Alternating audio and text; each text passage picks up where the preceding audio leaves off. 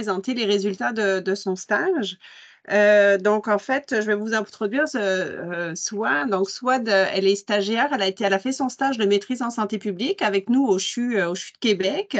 Dans son cheminement antérieur, elle a obtenu un diplôme de médecine et un diplôme en spécialité médicale en psychiatrie à l'étranger. Et elle s'intéresse notamment au comportement de santé des personnes en lien avec les pratiques informationnelles en contexte de pandémie COVID-19. Donc, elle va vous présenter les résultats du stage maintenant. Donc là, pour la présentation. Tu cliques sur partager. Tu peux te mettre ici et puis on va aller chercher voilà, il est là. On va juste s'assurer avec le monde que ça marche, qu'il voit bien le... Est-ce que vous voyez bien la présentation? Oui, c'est parfait. Donc, bonjour tout le monde. Donc, je vais vous présenter mon projet de stage qui s'intitule « Les pratiques informationnelles des personnes aînées en contexte de pandémie COVID-19 au Québec ». Donc, le stage a été sous la direction et la supervision de professeur Marilyn Vivian, qui vient de me présenter, et la co-supervision d'Ariane Bonnois. Donc, le projet de stage a été financé par le Conseil de recherche en sciences humaines du Canada et le stage a été effectué au Centre de recherche du CHU de Québec.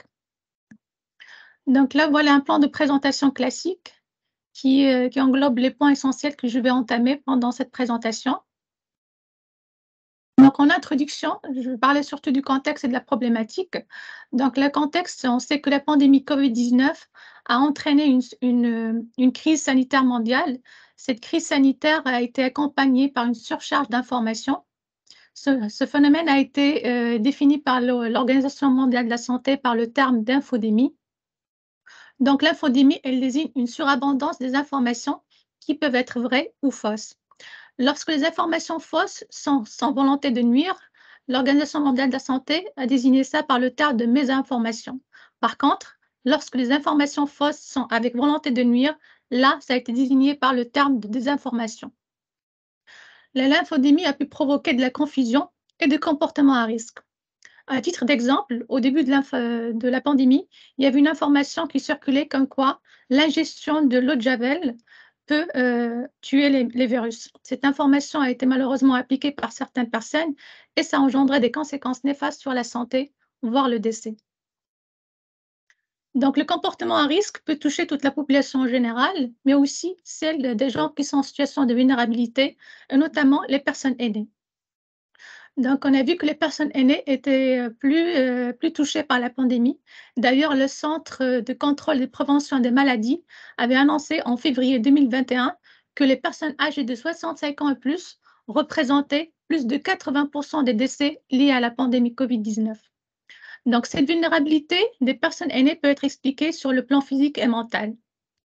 Sur le plan physique, comme il y a un processus de vieillissement, par conséquent, il y a une diminution de la réponse immunitaire et l'apparition de maladies chroniques et de comorbidités qui favorisent ainsi la fragilité et les complications face à l'infection par le virus de la COVID.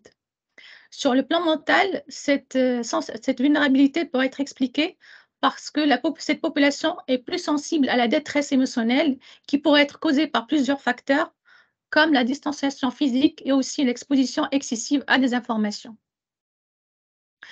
Donc, l'objectif de ce projet de recherche, en premier, l'objectif principal est celui d'explorer les liens entre les pratiques informationnelles des personnes aînées en contexte de pandémie COVID-19 au Québec et le comportement de santé. Par le comportement de santé, on veut dire la vaccination, le port de masque, le respect de la distanciation et autres mesures sanitaires. Pour les objectifs secondaires, il y a le fait d'écrire les différentes sources d'informations utilisées et leur degré de crédibilité chez la population cible en contexte pandémique. Aussi, établir les modalités de crédibilité à l'information et son incidence sur les comportements de santé. Et en dernier, examiner l'impact et les conséquences de la pandémie sur la population visée. Donc, le cas théorique qui a été utilisé pour ce travail de recherche, c'est celui de théorie de l'habitus informationnel. Et donc, le concept d'habitus informationnel a été un concept développé par le sociologue Pierre Bourdieu en 1980. Il met en relation les pratiques informationnelles avec la manière de les comprendre et aussi les analyser, c'est-à-dire qu'il influence les sources d'informations utilisées, les modalités pour établir la crédibilité et la réflexion. La population cible de ce projet de recherche, ce sont les personnes aînées de 65 ans et plus, résidant au Québec. On a les deux genres, hommes et femmes, le lieu de résidence urbain et rural. Pour la méthodologie, le projet de recherche s'inscrit sur un défi qualitatif exploratoire. L'équipe de recherche a effectué 24 entrevues individuelles semi-dirigées auprès de 24 personnes âgées de 65 ans et plus résidant au Québec. Les entrevues ont duré en moyenne 1 heure et ça s'était déroulé du juillet jusqu'au novembre 2022, donc une période de 4 mois. Donc, le guide des entrevues a été orienté par le cadre conceptuel, celui de concept d'habitus informationnel. Donc, les entrevues ont été enregistrées et puis elles ont été intégralement transcrites. Et à la fin, il y a eu l'analyse des données et des contenus thématiques à l'aide de logiciels in vivo. Moi, quand j'ai commencé le stage, l'équipe de recherche avait déjà effectué les entrevues, puis la transcription de ces derniers. Moi, mon mandat, c'était faire la codification des 24 entrevues et puis l'analyse du contenu thématique qui est orienté par le concept conceptuel, par le cadre conceptuel. Pour le résultat, on va entamer les différents points mentionnés. En premier, on va parler de portrait sociodémographique, les pratiques informationnelles, l'appropriation de cette information, la réflexibilité informationnelle, le comportement de santé et en dernier, les conséquences de la pandémie COVID-19. Donc, pour le portrait sociodémographique, on a vu que dans ce projet, il y avait autant d'hommes que de femmes. Pour les milieux de vie, il y avait surtout la dominance du milieu urbain, 18, quand seulement 6 personnes du milieu rural. Pour le niveau de scolarité, la moitié des participants étaient d'un niveau scolaire secondaire et moins, puis 7 universitaires et 6 collégiales. Pour les pratiques informationnelles, on a vu que la majorité des personnes aînées dans cette étude utilisaient les médias traditionnels comme une source de recherche pour l'information liée à la pandémie COVID-19. Mais parmi ces médias traditionnels, il y avait surtout la télévision.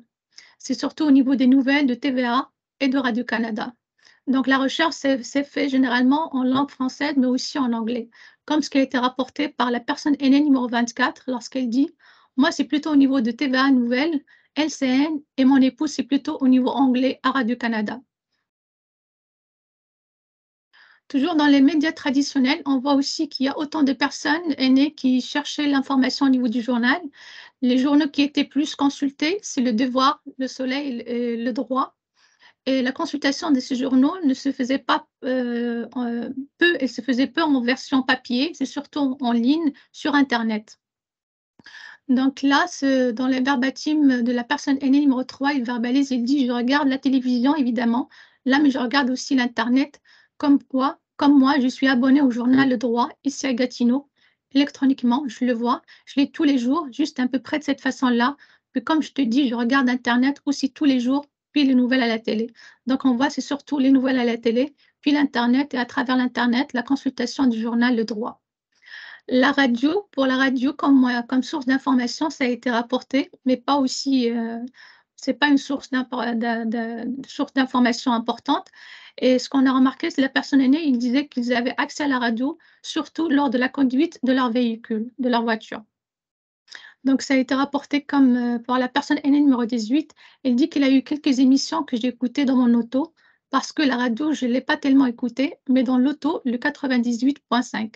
Il y a souvent des chroniques sur des sujets comme ça, sur la COVID ou n'importe quoi, alors j'aime bien écouter ça. Pour les médias sociaux, ce qu'on a remarqué, que la majorité des personnes aînées dans ce travail de recherche ont verbalisé leur méfiance concernant les médias sociaux comme une source d'information liée à la pandémie Covid. Et ils disaient que c'était une source de désinformation, surtout lorsqu'ils mentionnaient Facebook et Instagram. Pour eux, les médias sociaux, ce n'est pas une source fiable et crédible. Donc, comme ce qui a été rapporté par la personne aînée numéro 19, lorsqu'elle dit « Non, je ne faisais pas confiance, j'ai trop lu de choses invraisemblables. Quand j'ai vu cette tangente-là sur les réseaux sociaux, je les ai ignorées. Non, ce n'est pas là que j'allais chercher mes choses. » quand elle parlait de méchants, ça veut dire l'information concernant la pandémie Covid-19. Donc pour elle, ce n'est pas une source fiable. Par contre, il disait qu'il utilisait les médias sociaux, mais c'était surtout comme un lien avec l'entourage. Donc là, c'était un moyen pour pouvoir communiquer avec la famille et les amis, d'autant plus que c'était pendant la pandémie et il y avait les restrictions et l'isolement. Et donc, pour avoir contact avec l'entourage, les médias sociaux étaient un excellent moyen. Comme ce qui a été rapporté par la personne numéro 4 lorsqu'elle disait: «J'en ai plusieurs, mais disons que Facebook, je me sers beaucoup de Facebook pour mettre des photos, puis les amis, les connaissances, les neveux, les nièces sont beaucoup sur Facebook. J'utilise pas TikTok, par exemple, j'utilise pas ça». Donc là, c'était pour eux un moyen de pouvoir communiquer et apaiser, la solitude qui est ressentie pendant la pandémie. Aussi, les médias sociaux ont été rapportés, mais par certains, comme un moyen de divertissement, comme ce qui a été rapporté par la personne aînée numéro 19. Je disais que pour moi, les réseaux sociaux n'est pas une source fiable, c'est tout. Pour moi, c'est un divertissement et un divertissement ne sera pas toujours à mon goût. Un divertissement, je vais le choisir. Un divertissement, je vais choisir d'aller au théâtre. Donc là, c'était un moyen pour se divertir. Pour les sources d'information, je dirais que les conférences de presse a été mentionnées presque par la totalité des personnes aînées comme source d'information très importante. Ces conférences de presse qui étaient données conjointement, avec les autorités de santé publique et le gouvernement et qui donnaient beaucoup de crédibilité à ces conférences de presse et la plupart le suivaient d'une façon vraiment, entre parenthèses, ils disaient religieuse, c'est-à-dire dès le début jusqu'à la fin, ils étaient là pour écouter et savoir les nouveaux, mesures sanitaires instaurées. Comme par la personne aînée, dans son verbatim, elle dit: «Moi je crois, pas en tout cas parce que je trouvais quand même qu'il y avait un point de presse régulièrement, puis qu'on était assez bien, je pense qu'on était bien informés. Mais pas que je pense, mais on était bien informés, puis si ça revient, je fais confiance. Encore j'espère que non, la même chose avec point de presse régulièrement, puis nous informer c'est quoi ce qui se passe». Donc pour eux, la conférence de presse était une source d'information et une bonne source d'information. Il y avait aussi les experts et les professionnels de la santé. Donc là, les personnes aînées pouvaient avoir des informations, soit directement avec le médecin traitant, soit à travers, si jamais ils n'arrivent pas à avoir le médecin traitant, c'est au niveau des infirmiers ou bien le pharmacien et aussi les avis des experts qui étaient diffusés sur les médias aussi. Donc là, dans la personne aînée numéro 7, elle dit: «Quand on a quelqu'un qui est sommité en microbiologie ou autre, moi je suis portée à l'écouter. Quand on sait qu'il a étudié, c'est quelque chose, faire des études, c'est pas donné à tout le monde, puis une autre part de sacrifice, puis il faut travailler dur quand on étudie». Donc le fait d'avoir fait des études et ce sont des gens scientifiques, donc ça leur donne de la crédibilité et les gens arrivent à les écouter. Donc là aussi, parmi les sources, on avait noté l'entourage, mais là, c'était une approche un peu différente, c'est que les personnes aînées, quand il s'agit d'un entourage proche, par exemple le conjoint ou bien les enfants, ils adhéraient plus à cette source d'information. Par contre, quand c'est l'entourage lointain, que ce soit des amis ou bien les voisins, là, ça dépend, ça dépend. Il y avait quand même une petite réticence qui a été notée par les propos des personnes aînées dans ce projet. D'autant plus que, certaines personnes avaient dans l'entourage des gens qui travaillaient, qui étaient des professionnels de la santé. Donc ça donnait, une double crédibilité à leur discours. Comme ce qui a été rapporté par la personne aînée numéro 9 lorsqu'elle dit: «J'avais eu un doute à aller me faire vacciner, vois-tu, parce que je ne me suis jamais fait vacciner pour la grippe, puis c'est ma fille qui est microbiologiste, elle m'a toujours dit: "Maman, tu sais jamais d'où vient le vaccin qu'ils t'injectent, fais pas ça". Fait que je l'écoutais. Mais là, quand est arrivé ce vaccin-là, j'ai fait OK. Là, par exemple, elle m'a dit: «Maman, OK, on va se faire vacciner». Donc, elle-même, elle était prête. Donc pour elle, le fait que sa fille, soit proche en même temps qu'elle soit dans le domaine, de la santé, ça lui donnait plus de crédibilité et finalement, elle écoutait ses conseils et l'appliquait pour les comportements de santé. En dernier, on trouve les organismes communautaires et lieux de vie. Ça a été peu rapporté dans notre étude parce que la plupart des personnes aînées, qu'on a recrutées, ils vivent à domicile. Il y avait peu, en institution et donc là, pour les personnes qui vivaient en institution, ils rapportaient comme quoi c'était une source d'information pour eux, comme ce qui a été dit par la personne aînée numéro 20. lorsqu'elle dit oui, c'est qu'on a eu tellement d'informations par la résidence à tous les jours, quelqu'un venait, il venait frapper, il venait donner l'information. Donc là, pour l'appropriation et la compréhension, on a vu que la crédibilité des messages de santé dépendait surtout du niveau de confiance donné à l'égard de chacun des points là. Par exemple, pour les autorités de santé publique, la plupart des personnes aînées, ils adhèrent à leur discours de santé parce qu'ils leur font confiance. Comme ce qui était rapporté dans ce verbatim de la personne aînée numéro 14, elle dit qu'il y avait 5 ou 6 médecins, des scientifiques qui tenaient des propos et des messages de santé, bien que parfois le Premier ministre n'était pas d'accord, mais finalement, avec le temps, il voyait que la plupart des temps, ils avaient raison. Donc là, il faisait plus confiance aux gens de la santé publique.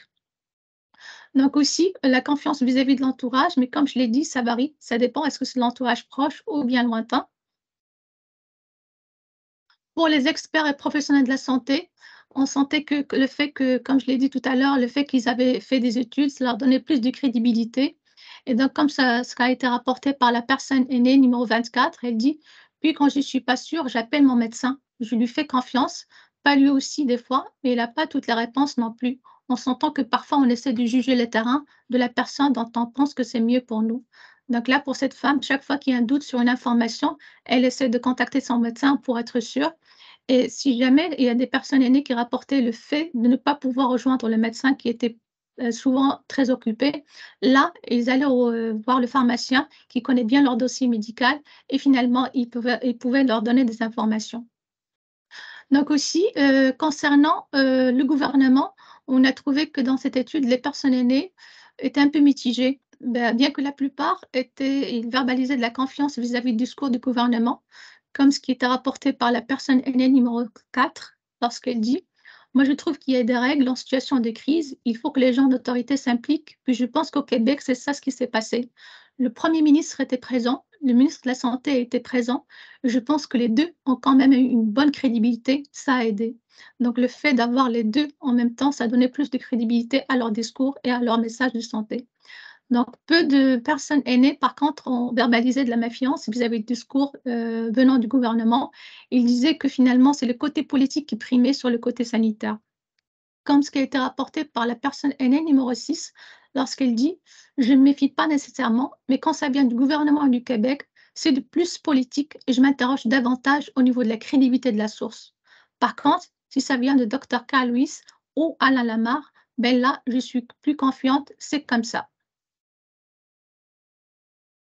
Donc pour les modalités, afin d'établir la crédibilité, on a remarqué que dans, cette étude, la plupart des personnes aînées, jugeaient que la confiance dans l'émetteur du sujet donnait plus de crédibilité à leur discours. C'est-à-dire, par exemple, lorsqu'ils faisaient confiance, comme tout ce qu'on vient de voir dans le dernier verbatim, lorsque c'est l'émetteur Carl Lewis ou bien Alain Lamarre, donc elles faisaient confiance et donnaient plus de crédibilité à leur discours.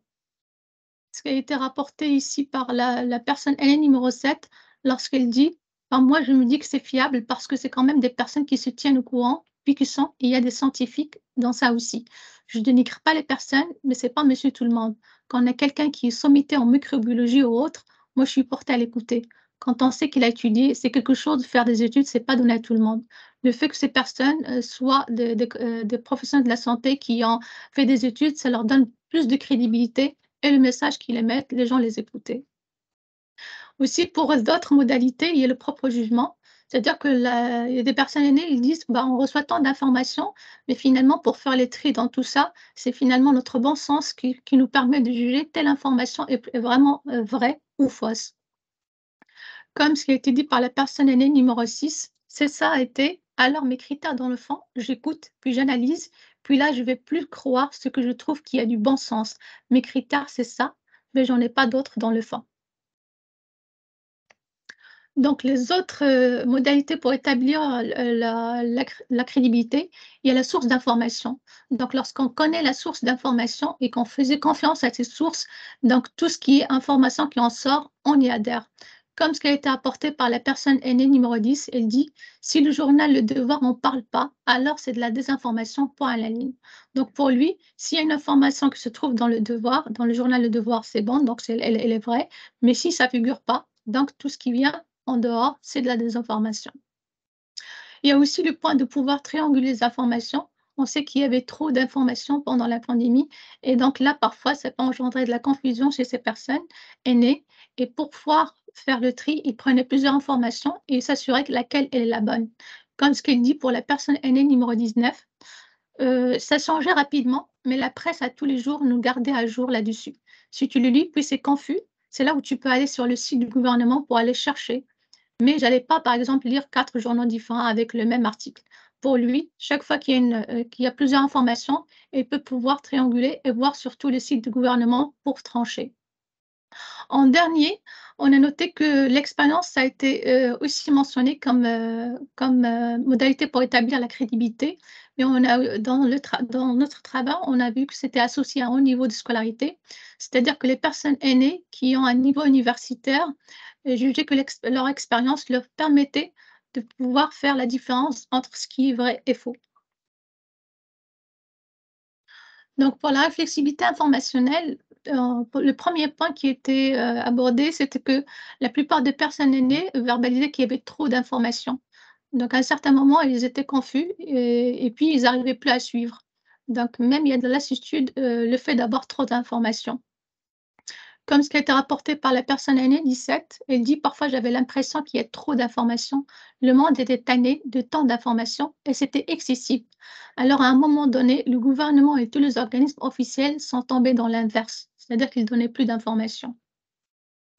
Donc là, un deuxième point qui a été mentionné par, quelques personnes aînées, je pense 7 sur les 24, qui disaient qu'ils trouvaient que certains journalistes, primaient le côté sensationnel de l'information et ils critiquaient cela en disant qu'au lieu, par exemple, de chercher la crédibilité de l'information, ce qui comptait pour ces journalistes et attirait plus de spectateurs et finalement, c'est le côté sensationnel qui était mis, sur le devant. Comme par, la personne aînée numéro 2 qui dit: «En tout cas, j'ai pas fait de journalisme, devrais penser autrement de que d juste de sensationnalisme. Puis je me trompe peut-être, mais c'est ça mon opinion. Je pense qu'il y a d'autres choses à faire que ça. Exemple, poser des questions pour enrichir des solutions de la situation, pour amener un cadre critique, une analyse positive de ce qui pourrait être fait au lieu de toujours vouloir détruire, puis mettre les personnes en place qui ont pris les décisions». Cette personne disait ça, c'était pendant les conférences de presse. Il trouvait que les journalistes posaient des questions qui, vraiment mettaient les gens qui décidaient, c'est-à-dire le gouvernement, en affront plutôt que pour mettre en avant leur côté sensationnel et attirer plus de spectateurs. Aussi, il y a la notion d'agisme. Il y a certaines personnes aînées qui disaient qu'ils se sentaient, infantilisés par le message de santé qui était instauré par le gouvernement et que parfois ça vraiment c'était gênant et ils se sentaient vraiment stigmatisés. Donc ce qui a été rapporté par la personne aînée numéro 8 lorsqu'elle dit: «Je trouvais qu'il infantilisait les personnes aînées. On était comme une catégorie à part des autres clients ou des autres patients. On nous donnait beaucoup d'informations, sauf que, comment dirais-je ça?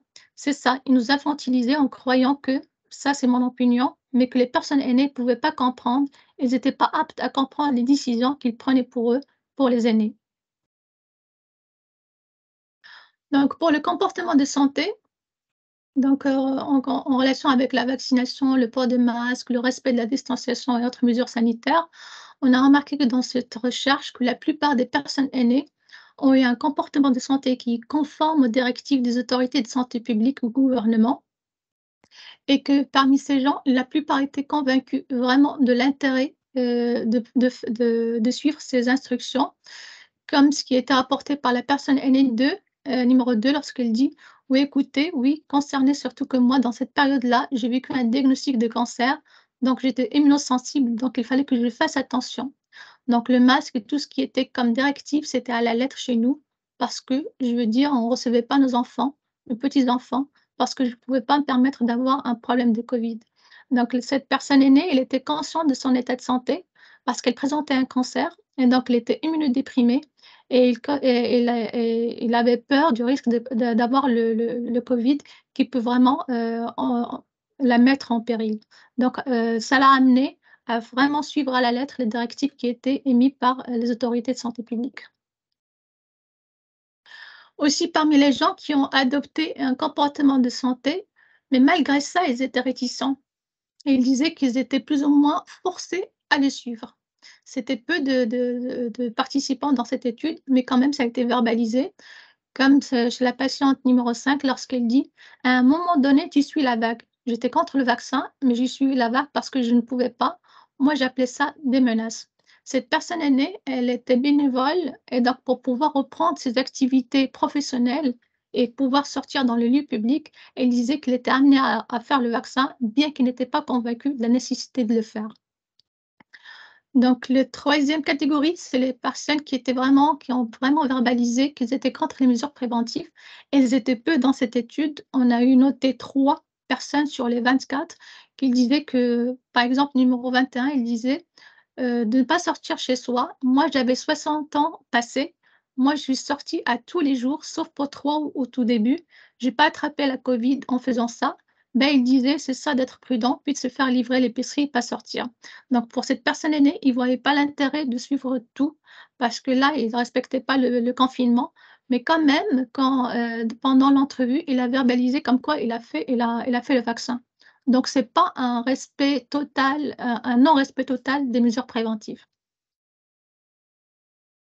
Pour les conséquences de la pandémie Covid-19, on note en premier lieu, c'est l'impact sur la vie quotidienne. Donc là, c'est comme toute la population, plus les personnes aînées qui étaient plus visées par les mesures sanitaires.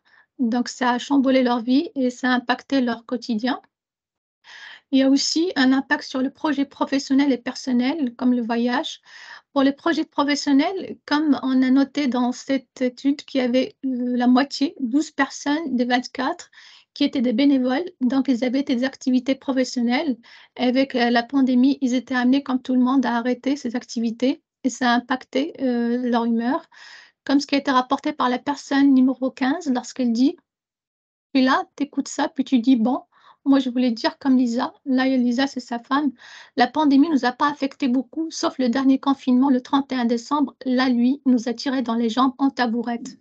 Cette personne aînée est un chef cuisinier, il avait un restaurant, donc il a tout organisé pour le 31 décembre et le fait que ça soit annulé à la dernière minute, ça l'a vraiment, déçu. Donc, autre conséquence de la pandémie, on voit l'isolement social. Ça, c'est un impact majeur qui a été décrit presque par tous les participants, mais à degrés divers.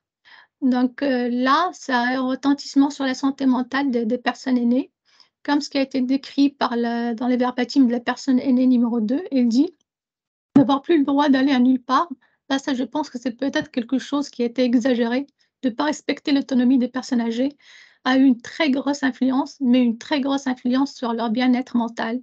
Parce qu'ils ont vécu l'isolement, puis l'isolement a été pire pour eux autres que s'ils avaient pris une Covid, puis qu'ils auraient passé à travers ou pas. Bon, pour lui, le fait de subir l'isolement, ça a plus d'impact négatif sur leur santé mentale que peut-être d'avoir le Covid ou pas. Donc toujours dans les conséquences, on parlait de la santé mentale. Donc notre étude, il y a les personnes aînées ont verbalisé qu'ils ont vécu le stress, de la peur, de l'angoisse, des sentiments d'impuissance, parfois de colère et même des symptômes dépressifs. Donc là, dans les verbatim de la personne aînée numéro 6, elle dit: «Je trouve ça triste, vraiment triste pour les personnes qui se sont trop cassées la tête, les personnes aînées ou les personnes immunodéprimées ou toute autre raison qui se sont vraiment privées de sortir ou autre de socialiser, ou d'être près des gens qui sont presque morts de peur avec toutes ces affaires-là». Donc là, elle parle du point essentiel, c'est le fait d'être privée de socialiser, la peur de la mort vis-à-vis de la covid. Tout ça, ça engendrait des sentiments négatifs qui ont impacté la santé mentale des participants. Il y a aussi la fait de consultation des professionnels de la santé. Cette consultation peut être en direct avec l'infection par la pandémie et aussi par les impacts de cette pandémie, notamment sur la santé mentale, comme ce qui a été rapporté par la personne aînée numéro 19 lorsqu'elle dit: «Il y a une liste qui est apparue dans cette liste-là, il y a des psychologues, il y en a vu un qui s'était indiqué pour des personnes âgées. Je consultais le numéro, puis ça je te parle de quelque chose qui est arrivé en dedans de 15 minutes. Je composais le numéro, je laissais le message et 30 minutes plus tard, mon téléphone sonnait, c'était le psychologue qui me rappelait». Donc cette personne aînée a vécu une détresse psychologique pendant la pandémie Covid-19. Au début, elle disait qu'elle essayait de s'en sortir toute seule, mais elle a compris qu'elle a besoin d'une aide professionnelle. Elle a eu le recours à un psychologue pour pouvoir dépasser cette détresse émotionnelle. Donc, toujours dans les conséquences de la pandémie, il y a 5 personnes aînées qui ont rapporté un décès dans l'entourage, mais c'était de l'entourage lointain. Mais bien que le fait que ça soit l'entourage lointain, elles ont décrit quand même un impact sur leur santé mentale. Comme ce qui a été décrit par la personne, numéro 2, personne aînée. Je ne vais pas vous cacher que c'était triste à tous les jours parce qu'on apprenait que des gens décédaient, des personnes qui étaient en difficulté. Donc ce côté-là était très difficile au niveau des émotions.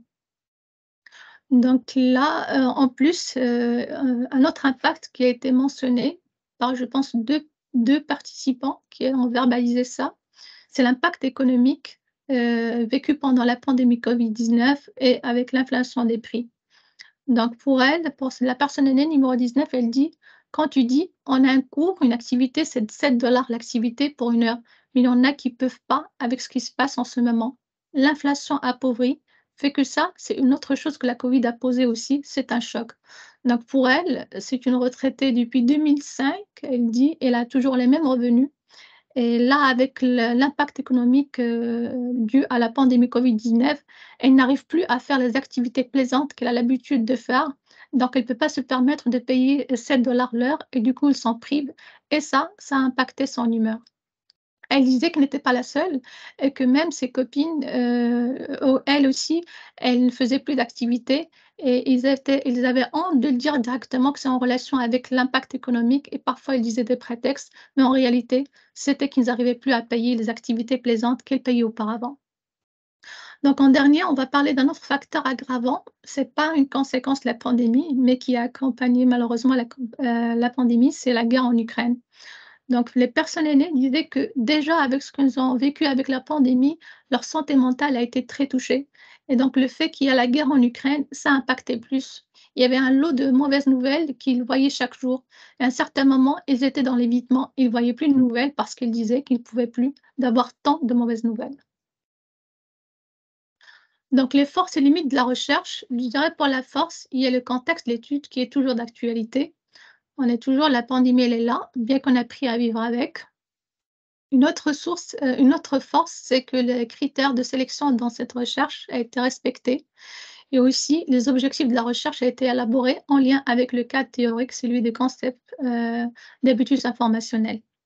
Pour les limites, je dirais qu'il y a 2 points. Le premier, c'est la majorité des personnes aînées recrutées vivaient à domicile et très peu en institution. C'est constitué une limite, ça parce que ça nous a privés d'avoir un regard global sur les 2 situations, c'est-à-dire en institution et à domicile. Le deuxième point, c'est que la plupart des participants vivaient dans le milieu urbain. On avait peu dans le milieu rural. Et là aussi, ça constitue une limite parce qu'on sait que le milieu peut jouer un rôle, surtout dans le cadre de la pandémie Covid-19.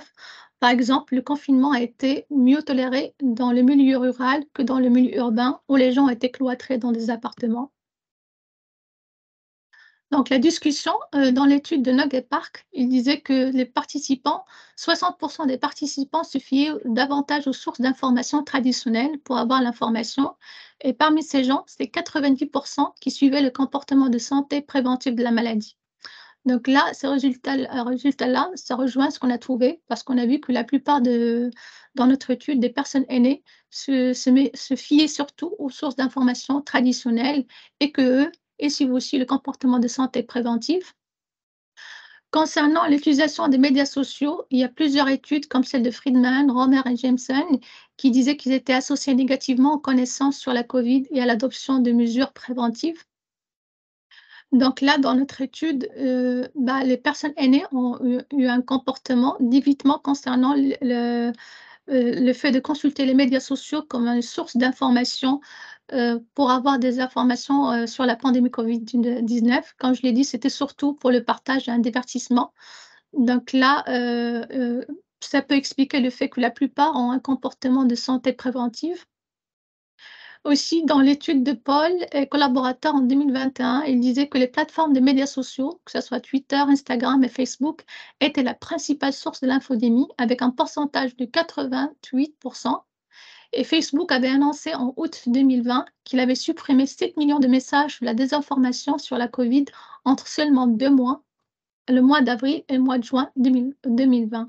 Donc, ça montre l'ampleur de la désinformation qui circulait dans les médias sociaux. Donc aussi dans l'étude de Romer et collaborateurs en 2021, il dit comme quoi, contrairement à d'autres médias, l'utilisation de la télévision grand public prédisposée à un grand port du masque, la bêta est égal à 0,17, intervalle de confiance à 90 entre 0,09 et 0,26. Aussi l'intention de vaccination avec un bêta est égal à 0,08, intervalle de confiance à 95, 0,02, 0,14, indépendamment des croyances conspirationnistes. Donc là, grosso modo, il dit que la télé a prédisposé les gens à avoir un comportement préventif. C'est que finalement, ce qu'on a trouvé dans notre étude, parce que pour les personnes aînées qui consultaient les médias traditionnels, c'était surtout la télévision et aussi, ils ont adopté un comportement préventif de santé. Donc, dans l'étude de Nug et Park de 2021, ils disent que les personnes aînées qui se fient aux commentaires au conseil de représentants du gouvernement pour obtenir des informations par rapport aux sources d'informations traditionnelles étaient plus susceptibles d'adopter des comportements préventifs avec un RC est égal à 1,68, intervalle de confiance à 95 entre 1,20 et 2,35. Ça rejoint aussi le point qu'on a trouvé dans notre étude parce que la plupart des personnes aînées faisaient confiance aux autorités de santé publique et concernant même le gouvernement, la plupart, ils étaient confiants et donc ça expliquait le fait qu'ils adoptent des comportements préventifs. Pour le deuxième point, ceux qui se fiaient aux informations de COVID-19 provenant d'amis et de membres de la famille par rapport aux sources d'informations traditionnelles étaient moins susceptibles d'adopter des comportements préventifs. RC est égal à 0,56, intervalle de confiance à 95 entre 0,44 et 0,73. Dans notre étude, on a trouvé que la plupart des personnes aînées se fiaient plus aux personnes proches. Et dans ces personnes proches, il y en a pas mal qui travaillaient dans la santé. Et donc, finalement, ça peut expliquer le fait qu'ils adoptent plus le comportement préventif. Aussi, dans l'étude de FAN et collaborateurs en 2022, sur les participants, 411 personnes âgées, ils ont trouvé que 45 utilisaient l'Internet pour avoir l'information sur la COVID et 34 utilisent la télévision et 11 la radio.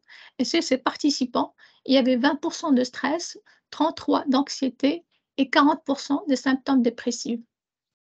Nous aussi, dans l'étude, on a vu qu'il y a un impact sur la santé mentale des participants. Il y avait autant de stress et d'anxiété, mais concernant les symptômes dépressifs, on n'a pas noté un pourcentage aussi important. Ça peut expliquer par le fait que les personnes aînées dans cette étude adoptaient, comme je l'ai dit, un comportement d'évitement vis-à-vis de la désinformation qui circulait sur Internet et notamment sur les médias sociaux. Pour les considérations éthiques, le projet a été approuvé par le comité d'éthique de la recherche de l'Université Laval. Tous les participants ont donné leur consentement libre et éclairé avant le début. Et à la fin de l'entrevue, ils ont bénéficié d'une compensation symbolique. On leur a assuré la confidentialité et l'anonymat. Et puis, on les a informés comme quoi la destruction des données se fait généralement après 5 ans.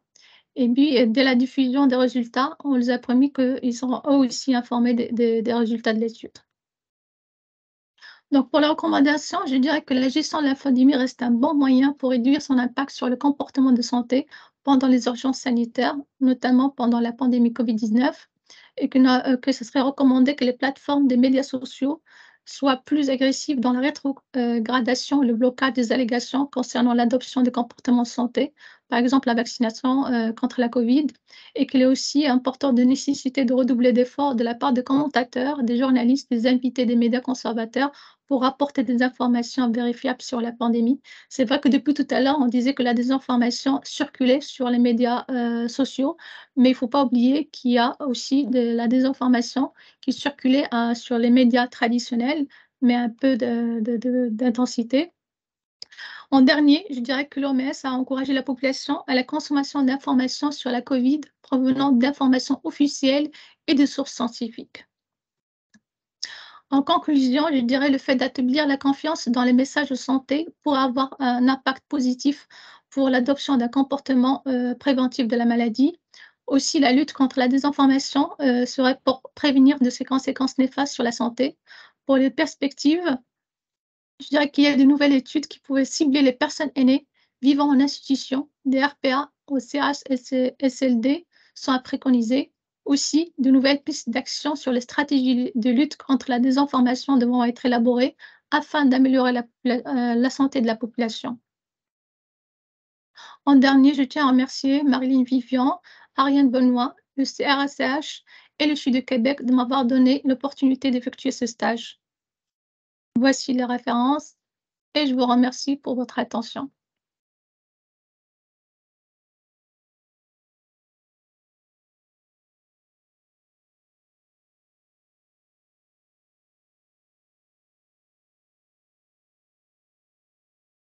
Je vous écoute si vous avez des questions.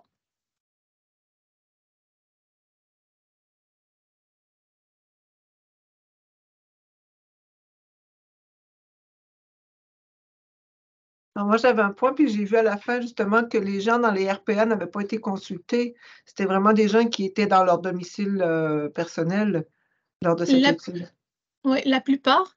On avait seulement 3 qui vivaient en résidence. Donc, mais la plupart, le reste, c'est-à-dire 21, c'était à domicile. Ouais, parce que nous, on l'a vécu avec notre mère qui est en résidence et ça a vraiment été pénible. Chaque fois qu'ils ont été confinés dans leur appartement, à être servis dans des plateaux en styromousse, à manger froid, à ne pas avoir d'aide. Ils ont vraiment été abandonnés. Ça a touché non seulement le côté mental, mais aussi social, mobile, motrice, moteur et tout, là. Ça les a affectés dans tous les sens. C'est vrai, on a vu qu'il y avait un impact sur la santé mentale, mais comme je l'ai dit, comme la plupart des personnes aînées dans cette étude vivaient à domicile, on n'a pas senti l'ampleur de l'impact sur la santé mentale. C'est pour ça que ça serait bien qu'il y a d'autres études qui se font pour les personnes aînées qui soient en institution pour pouvoir comparer. Oui, c'était très intéressant. J'ai compris. Si vous avez d'autres questions, je vous écoute. Vas-y, Nicolas. Oui, j'avais une question. Merci pour la Vas-y. présentation. Ouais, c'est vraiment intéressant. Et, ouais, je vais travailler dans ce domaine aussi. Moi, j'avais une question parce que, ben, comme tu présentais un petit peu donc dans les discussions, dans la littérature, il y a beaucoup de gens qui vont utiliser beaucoup les médias sociaux pour se tenir informés. Est-ce que peut-être dans les transcriptions que tu as lues, si tu as remarqué donc pourquoi les gens ici au Québec donc ils vont utiliser plus la TV ou un peu comme les journaux pour s'informer, pas les médias sociaux comme tels? Ben, dans les entrevues, ce qu'on a remarqué, c'est que dès qu'on demandait pour les médias sociaux, on posait la question: quelles sont les sources d'une façon globale? Et puis la première question, c'était les médias traditionnels et surtout la télé. Et quand on poussait encore, on demandait pour les médias sociaux. Dès le début, ils disaient que pour eux, ah non, non, c'est pas une source fiable, donc je vais pas chercher l'information au niveau des médias sociaux. Mais par contre, tous, presque, on a 20 personnes qui disaient qu'ils utilisaient les médias sociaux, mais pas pour ça. C'est surtout pour avoir des contacts avec leur entourage et pouvoir échanger, et peu pour le divertissement. Mais concernant les médias, pour avoir l'information sur le Covid, c'était pas ça. Et même parfois, en étant sur, par exemple, sur Facebook, ils sont affrontés à des informations qui sont là. Et donc là, ça peut engendrer de la confusion, un peu doute. Et donc là, l'attitude qu'ils ont verbalisée, on est dans l'évitement, on va les ignorer. Et puis, sans que ça persiste, là, je pourrais demander l'avis d'un professionnel de la santé. Généralement, c'est le médecin traitant ou autre. Donc, il y avait dès le début comme un préjugé comme quoi tout ce qui va venir des médias sociaux, non, c'est comme ça va être forcément de la désinformation. Merci pour la réponse.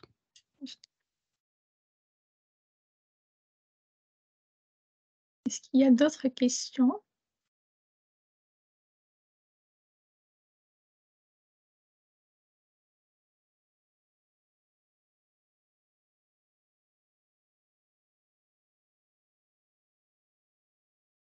Ouais, je pourrais poser une autre question. Vas-y, ne te gêne pas, vas-y.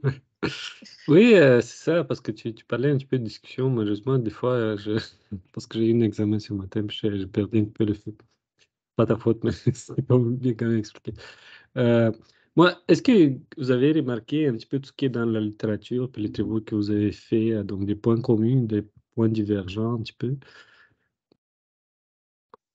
Bah, les points communs, comme j'ai présenté sur les discussions, c'est que plus ou moins la plupart des études évoquaient comme quoi les médias sociaux étaient une source très importante des informations. Et donc, c'est pour ça que pour les gens qui ont suivi ça, ça a impacté négativement sur leur santé. Ce n'a pas été le cas de notre projet de recherche. On a eu quand même la plupart des personnes qui ont, comme j'ai dit, adopté un comportement de santé préventif. Et ça peut expliquer par le fait qu'ils ont fait plus confiance aux médias traditionnels et qu'ils ont évité les médias sociaux. Donc, finalement, on a trouvé presque pas plus ou moins la même chose. Merci. On peut compléter pour dire que on peut considérer que les personnes aînées sont souvent dépeintes comme des personnes qui ne sont pas capables d'utiliser les médias sociaux ou qui n'ont pas de réflexivité par rapport aux médias sociaux. Nous, ce qu'on met de l'avant dans notre étude, c'est qu'ils ont quand même des mécanismes de protection par rapport aux médias sociaux, c'est-à-dire qu'ils sont quand même très alertes par rapport aux médias sociaux et ils savent très bien qu'il y a de la désinformation. Ça ne veut pas dire que quand ils voient quelque chose, parce que la désinformation est souvent très émotionnelle, ça ne veut pas dire que ça ne va pas les impacter, mais ils ont quand même mis des mécanismes, tout comme ils ont mis en place des stratégies pour gérer cette surcharge d'informations, comme se mettre des pratiques, des routines informationnelles. D'accord? Le matin, j'écoute les nouvelles, puis je prends les nouvelles sur la presse, sur ma tablette, et c'est tout ce que je fais parce que c'était trop. Donc, c'est un des intérêts de l'étude, c'est de montrer que les personnes aînées, parce que même dans nos recherches, on fait une forme d'agisme, c'est-à-dire qu'on les décrit toujours comme des personnes qui sont très vulnérables, mais finalement, ce que nous, on met, puis c'est sûr que c'est des personnes aînées qui se vivent dans leur maison, donc, mais c'est aussi ça, les personnes aînées, elles sont, c'est ce qui était dénoncé par certains participants. Ils disaient, quand on parle des personnes aînées, on parle toujours des personnes qui, on les voit en CHSLD, des personnes très, très vulnérables. Mais il dit, mais les personnes comme ça, c'est seulement 2% finalement des personnes aînées. Alors, c'est ça aussi l'apport de la recherche, c'est de dire, ben, les personnes aînées, ils sont quand même très alertes et ils savent très bien qu'il faut se méfier des médias sociaux et ils ont des mécanismes en fait pour se protéger. Et est-ce que vous pensez cette protection-là, comme de ce ouais, ce un pléonasme, ok, cette protection-là, est-ce que vous pensez que c'est quelque chose culturel? Pourquoi on l'a observé ici, puis peut-être est-ce Ben, qu'ailleurs, ben, les personnes aînées, ils vont utiliser les mécanismes parce que ben, on parle peut-être les gens, ils sont plus exposés comme tel parce qu'ils vont consommer plus d'informations sur les réseaux sociaux. en fait, je pense que les études qui sont menées c'est des études quantitatives, c'est des enquêtes, c'est des sondages. C'est ça l'apport du qualitatif, c'est d'aller voir un petit peu en arrière de ça, puis de vraiment demander aux gens, mais qu'est-ce que vous faites réellement? Ça apporte beaucoup, beaucoup de nuances finalement aux études quantitatives qui restent quand même intéressantes, c'est pas la question. Mais il est là l'un des enjeux, c'est l'approche de recherche. Donc, c'est sûr que c'est seulement 24 entrevues, mais juste avec 24 entrevues, on arrive à dresser un portrait très hétérogène, donc finalement de montrer, de mettre en évidence l'hétérogénéité des pratiques informationnelles des personnes aînées et surtout de mettre en évidence qu'elles elles sont très méfiantes à l'égard des médias sociaux, mais par contre, qu'elles font confiance aux autorités de santé publique encore, mais il faut quand même se méfier. Elles n'aiment pas trop les côtés sensationnalisme. Elles sont quand même un petit peu critiques par rapport au côté politique. Donc, la confiance, ça demeure fragile. Alors, c'est à nous d'être prudents aussi en santé publique, de maintenir, de bâtir cette confiance-là.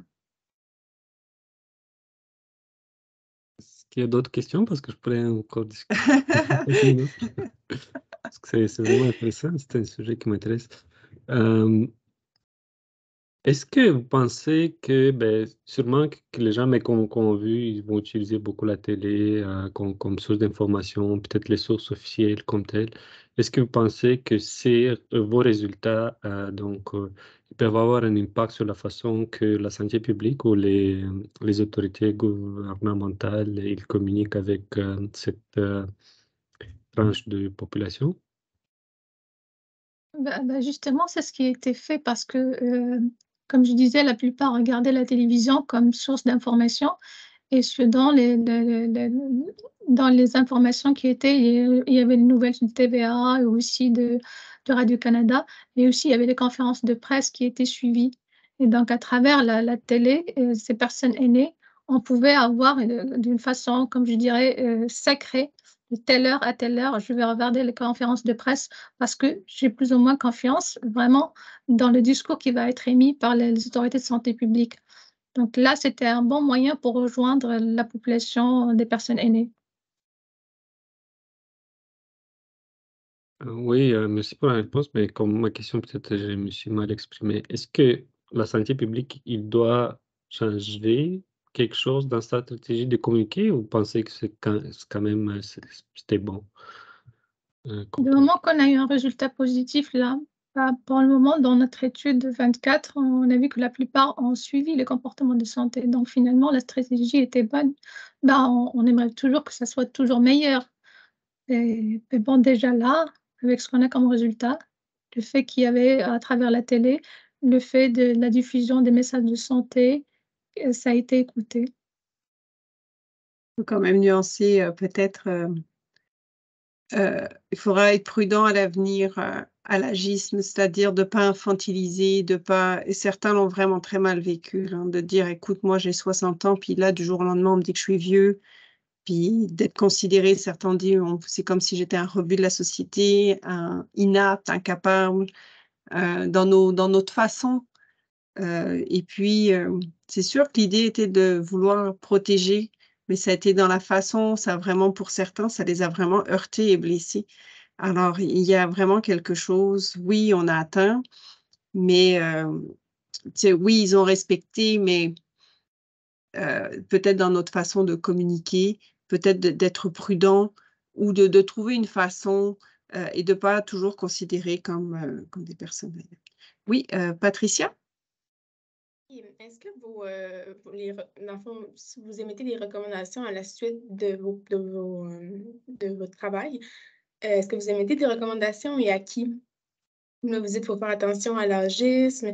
Est-ce qu'il y a un réseau? Est-ce que ces recommandations sont transmises à quelqu'un par la suite? Alors, en fait, le projet, là, il n'est pas terminé. Donc, voilà, OK. donc il y aura probablement la production d'articles.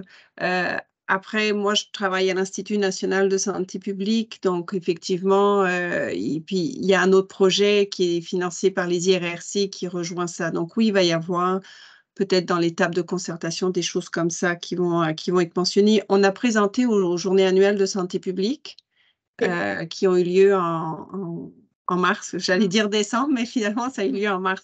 Donc ça, on l'a évoqué aussi. Donc, au JASP, c'est quand même c'était beaucoup des personnes en communication qui étaient là. Alors, oui, on va le dire, on va le mentionner.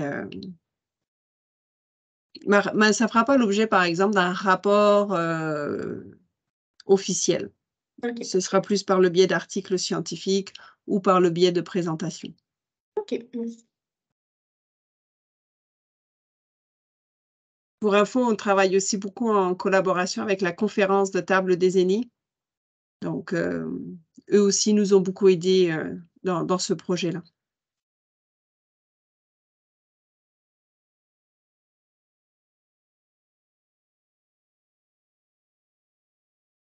Est-ce qu'il y avait d'autres questions? Parce qu'avant qu'on se libère. Je crois que c'est tout. De toute façon, on est presque rendu à la fin.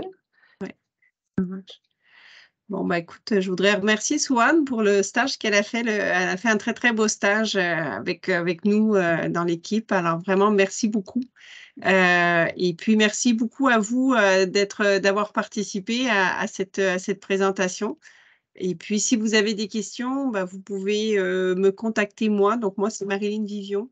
Vous pouvez me retrouver soit à l'Institut ou soit au CHU. Donc, voilà, je vous remercie beaucoup. Merci. Merci, Swad. Bonne Merci, continuité.